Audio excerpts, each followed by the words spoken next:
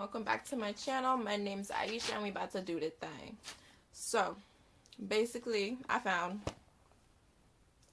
not a diary, but I started writing a book back in 2011 and I started adding to it more and more in high school. So we're gonna go back and read through it because I was extra and it's pretty cringy.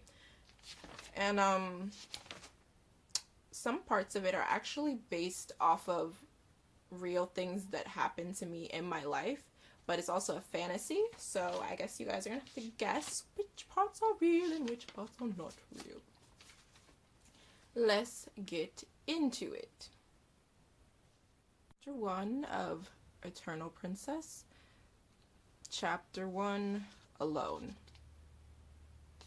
I'm guessing I'm the princess. What's that noise? I thought to myself. Solera, where are you? Who's calling my name? Is that... No, you foolish girl. Why would it be him? A voice in my head scolded. Frozen in fear, I waited until I felt the unease leave my body.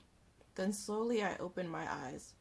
I took 3 deep breaths and sat up in my bed. A million questions came to mind. Why could I only hear her?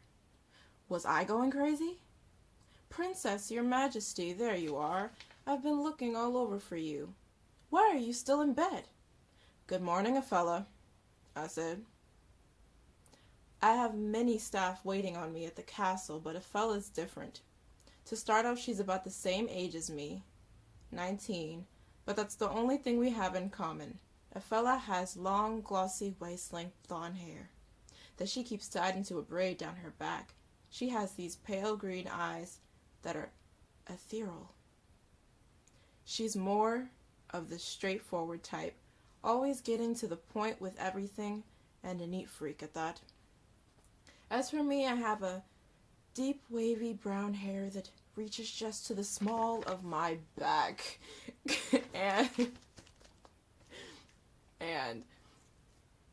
big brown eyes that are as deep as they are dark. Just like my father, you could say, but that's a story I'll tell later. Bitch. I have more of a go-with-the-flow type of personality, but never a pushover. Your Grace, you must get dressed quickly, Afella says, rummaging through my wardrobe. For something for me to wear? Afella, I told you you can call me Solera. It's my name after all, and all that Princess Yo Grace stuff is all a little too much. I thought we were past that, I say, as she starts to look in my wardrobe for shoes. Okay, Solera, you must get dressed quickly. Your mother requests your presence in the dining hall, she says hastily as she helps me into my gown. I look into my large 3-paneled mirror to check my appearance. I was dressed in a slimming blue silk dress with straps that came off my shoulder. The skirt of the dress flowed out from under my corset with little diamonds framing my small waist.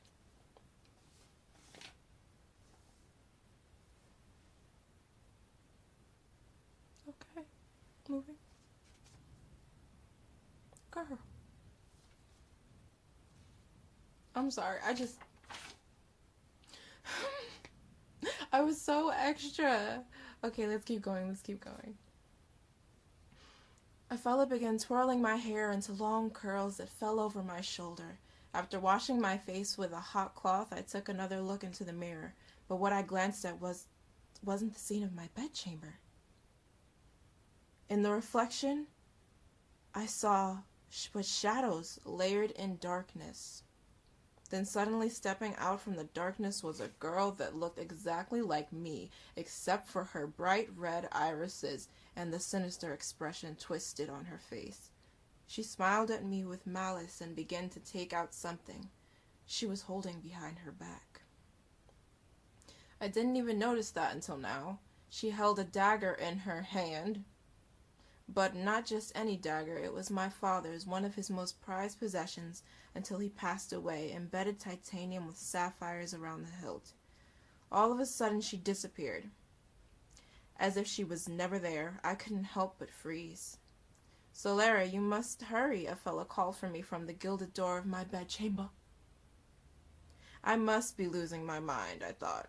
I followed her out and down the long and spacious hall, leading over towards the staircase. I kept following her down until we reached the very high-ceilinged room of the dining hall.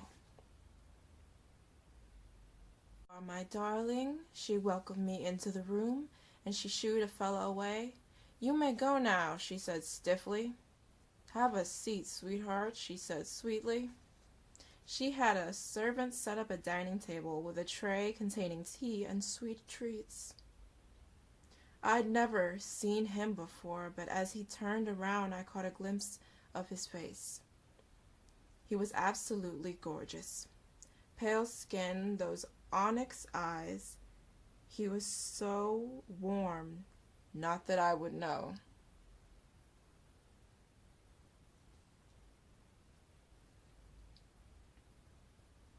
Oh my God. Not that I would know. He was just standing there. His gaze captured me for about half a second until my mother cleared her throat and motioned for him to leave. As the door closed, her expression shifted to what I would describe as pure disgust. "Solara, I shouldn't have to tell you not to make eye contact with a servant."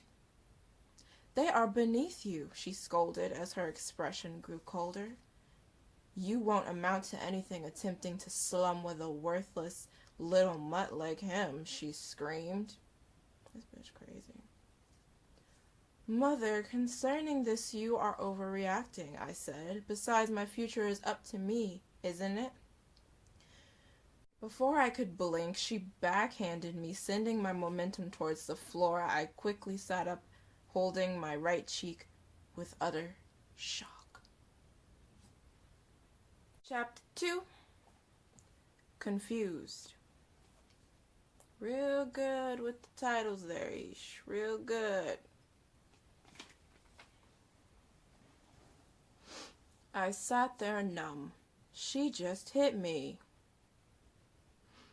My body moved on its own as I ran back the way I came and slammed into a servant.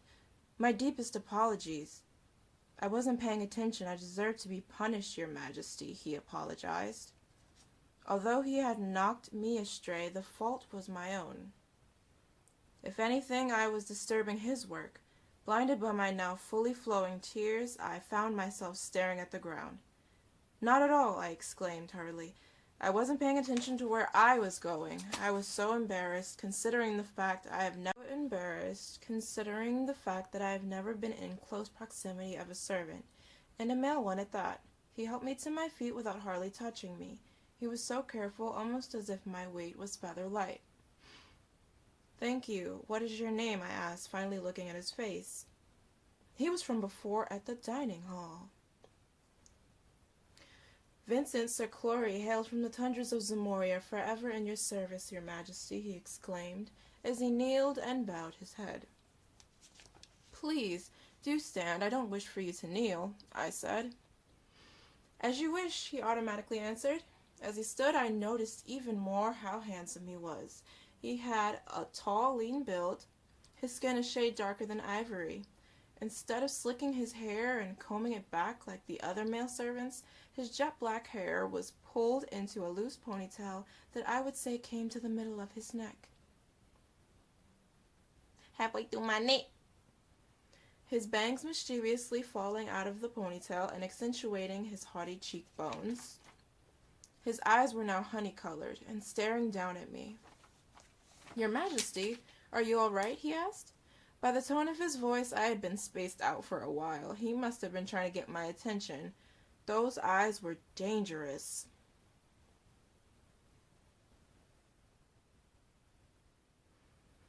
"I'm fine, thank you. If all is well, I will return to my duties," he said as he turned and left without a second glance back. Why haven't I noticed him before? Has he always resided in the castle? Where was I going? Right, my room. I felt so calm on my way there, as if the presence of Vincent had a soothing effect on me. As I opened my bedroom chamber, a furry black object hurled itself towards my face. Lucifer, you scared me. My pet cat, Lucifer. Lucifer is the most loving animal I have ever known. He has black fur and glowing hazel eyes that seem like they always know something. As if I never even arrived, he leapt out of my arms to slink across the floor and ended by arrogantly prancing onto his royal purple pillow near my floor-to-ceiling windows. A character in his own world. I sat on the edge of my bed, exhausted from my morning events. I'm not going to read all of it, but I'm going to read like one more section of this. I'm not sure if this is entertaining for you guys or not. I think that it is pretty cringy so far, but let's get back into it. Let's dive back into the story. The castle. On the hill, on the mountain. The water.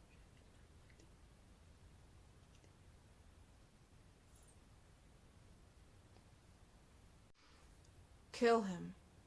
One strike and it's done. Done. Done. Echoed the voice. Red eyes flashed at me in curiosity, then disappeared. I bolted straight up in my bed in a cold sweat. Clutching my throat, my eyes searched the room for any intruders. A soft breeze entered through the window, and I took in a breath. I was alone, and it was late in the evening. The moon cast a generous glow that reflected on my chamber walls. I stared in awe. I'd never seen it looking so big and creamy like milk. If I reached out, it's almost as if I could touch it. Now calmed, I lay down in my bed, with a vision of dark eyes roaming through my thoughts. The next morning, while searching the castle's library, I felt someone watching me.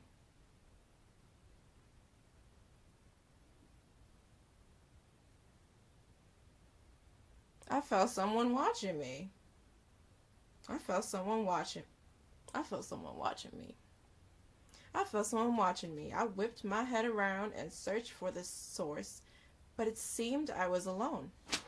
It was eerily quiet, and the only sound I could hear was my footsteps. Okay. I arrived at my favorite section and reached up to a higher shelf to grab a book. Large but nimble hands reached around and delivered the book into my hands. I froze and turned my head. There you are, Your Majesty. Vincent's lean figure towered over me even as he bowed, and I was once again trapped by those eyes. Were they onyx now? It's ridiculous that I haven't noticed him before. I shook myself from my inner musings and tried not to look like he scared the crap out of me. Where did you come from? I thought I was in here alone, I questioned.